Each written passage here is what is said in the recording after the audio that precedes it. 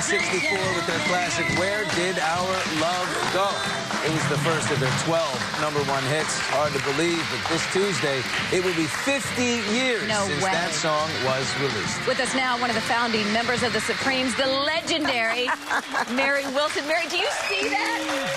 And think, that's where amazing. did the time go? Like, how was that 50 years? Where did our love go? Where did the time go, right? Well, you know, it's 50 years. It seems like it was just yesterday. It really, really doesn't seem like 50 years ago that was released. And it was #1. We had 5 consecutive #1s in like 2 or 3 years.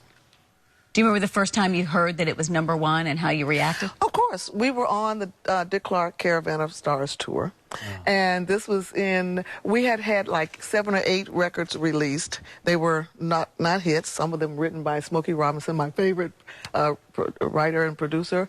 And so we were called the No Hit Supremes because everybody at Motown had hit records. You know, Marvin Gaye, Stevie Wonder, The Miracles, everyone except us. And so finally Mr. Gordy said, I'm going to put you with Holland Dozier Holland. And so they started writing all of our records. Anyway, Dick Clark called Motown and asked if he could have Brenda Holloway on his show, and they said no, unless you take the Supremes. So Dick Clark said, well, who are the Supremes? And at the time, we were still the no hit Supremes, of course. And so anyway, he took us because he wanted Brenda. We were on the tour. It was Gene Pitney, the Shirelles, the Drifters, and others, and we were the and others. And the record was released. It became a hit while we were on that tour. Wow. And does Dick Clark get some credit for the Supremes and that exposure, or no? No, he doesn't. No, I mean, Berry you know, Gordy. sure. Wasn't that great, though? I mean, it became a hit while we were on that tour. When you were the no-hit Supremes, did ever think of, like, the group breaking up, or did they ever think about not signing y'all anymore? Was there ever a time where you thought you guys were going to quit? Oh, we signed with Motown when we were, I think it was 1961, we were like 16 years old. And we knew that's what we wanted to do for the rest of our lives and never thought about quitting. And Motown was really great because they recorded us and didn't let us go. They really believed it. And you know, there's a Broadway show that Mr. Gordy wrote and produced and all that stuff. And he says it was because, you know, Diana Ross was his inspiration. And that's one of the reasons that we became so very, very famous. He just really believed in us, which is really cool. In the 60s, there at Motown, I mean, Smokey, Temptations, Four Tops, Marvin Gaye. There was a lot of men. I mean, was there any flirtations, any romance? There were lots of marriages, sure. Yeah. With you and any of those aforementioned? You have to read my books. Dream Girl, My Life is a Supreme. You have to read it. It's all there. It's all there. Well, I mean, don't tell me Smokey's eyes cannot get past any woman. Men have fun. Why can't women? You know, that's the way I look at it. Exactly. You guys met back in high school. What was No, we actually met in elementary school. We were 13 years old when we started singing. Florence was 13. Diana and I were 12 and a half. And we were 4, actually. Betty was 17, so she was the older one of the group. So what was your first impression of Diana Ross back in elementary school? Oh, Diane, Flo, we were like 3 little skinny, cute girls. Yeah, you know, when I met Flo, Diane, and Betty, it seemed that I met my life, the other parts of me that I didn't have. And it really, I knew from that moment on what I was going to do for the rest of my life. And I still feel that way. I still feel that, you know, it's like sisters. We shared such a miracle together. You guys, I mean, really brought glamour onto the stage. Speaking of glamour, I have a gown exhibit. Oh, look at that. Of all the Supremes gowns, well, not all of them. Some of them sort of disappeared. But anyway, they are on tour. They tour around the world. And it's glamorous, as you mentioned. You know, it was back in the days of rock and roll, so we came out with you know, these gorgeous gowns. Oh my gosh, and the hair, you know, all the hair and all that, the wings and all that stuff. Who came up with the look? Well, first of all, let me just say, I think that the 3 of us really loved glamour very early on. In the black community, our aunts and our moms all dressed up for church and the big hats and all this. So we were really influenced by that, Lena Horne and the people like that.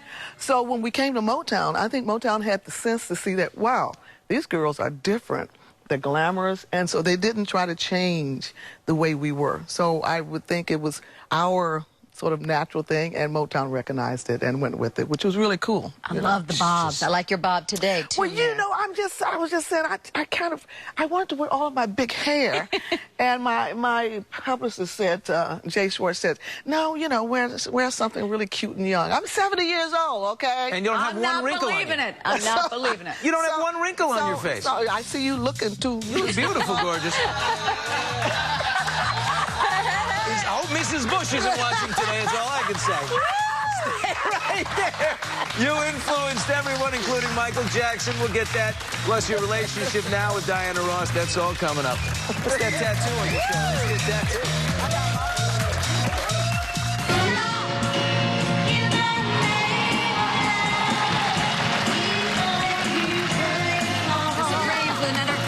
Stop in the Name of Love, now available on Diana Ross and the Supremes, the #1s. We're back with Mary Wilson. I hear that song and I'm thinking 12 #1s and no Grammys.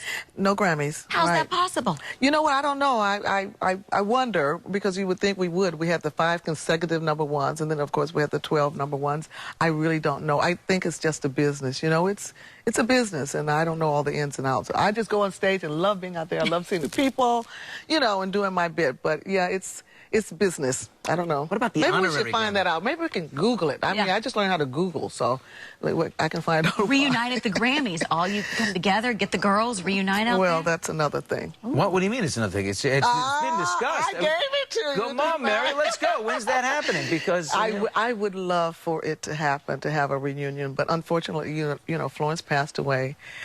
Cindy is having her little bout with, you know, with life. I mean, we're all up in ages, and I just don't think that maybe it's something that will happen in this lifetime. So it's. Would Diana Ross want to do it? I don't know. I really don't know. You know, if it happens, I'd be there. You talk to Diana? Do you pick up the phone and just? We're like, you know, we're like sisters, but we don't talk. We don't talk a lot. No, but we're still like sisters. We shared a lot of things together. In fact, we were talking about when my son passed. Diane called, you know, to find out, you know, just what had happened and all. So yeah, but we're not. Our lives have gone in separate directions. You know. Do people still like to think there's sort of a beef between the two of you? Is that something that's sort of been milked through the press? It's been, I don't want to say it's the news people, but it has been sort of blown out of proportion. There was never any fight. It's just that, you know, her life is different, mine is different, and we just went different ways, that's all. But there's no hatred or something like that. People tend to think that, and that's not true at all. You guys went through a lot together. You go back to the mid to late 60s. You know, you're on fire with the Supremes. There's a lot of upheaval, social change. There's a lot of things and, you know, temptations out there. Not the guys in the group. Right? Not the group, but temptation. How did you stay clean and on the path? Well, I don't know if there was. Let me just answer one of your questions. Okay. There were a lot of social changes because you guys won't know this, but there are people my age who, when I was growing up, we couldn't drink out of public water fountains or stay in the same hotels. We couldn't eat at certain restaurants and things like that. So it was a social, big, you know, the civil rights movement. We became, not divas, but we became stars before we became citizens. You know, the Civil Rights Bill wasn't passed until like 64, 65. So it was hard. On that Dick Clark tour I was telling you about, we were out there with different nationality of people, Gene Pitney and a lot of different people, and we couldn't stay at the same hotels at all. So that's so bizarre. You're this huge star. It's in our lifetime that this all happened. But thank God things are, you know, have changed and we are now equal citizens. But there was a time when we were not. And that was very, very difficult. So to have become stars, you know, when we were accepting the Beatles here in '64, in Europe they were accepting us. So you had the borders were opening and change was happening. People were becoming equal. We still have lots of things happening today that are not equal and different around the world. But thank God America has, you know, kind of grown a lot. There's still some craziness, though. I don't want to talk about that. There's always some crazy. There's a lot of craziness, and that education has a lot to do with that and a lot of things. But that's another show. That's a whole nother show. Okay. You gotta come back. Is he always this quiet? I didn't notice you were quiet. I'm mesmerized by this beautiful Wait, I woman wanna sitting talk in front of Michael me. Jackson. They told me to beware of you. Oh, That's what they said. Me? Yeah. Me? So, that's what they said. people talk. People talk. So I mean, See, I think she's smitten too. That's all I know. It takes two to tango, Mary. Diana Ross and the Supremes, the #1s, is in stores now. And Mary's latest single, which is wonderful, Life's Been Good to Me, is available for download And my now. two books. And your 2 books. Yep. Coming up.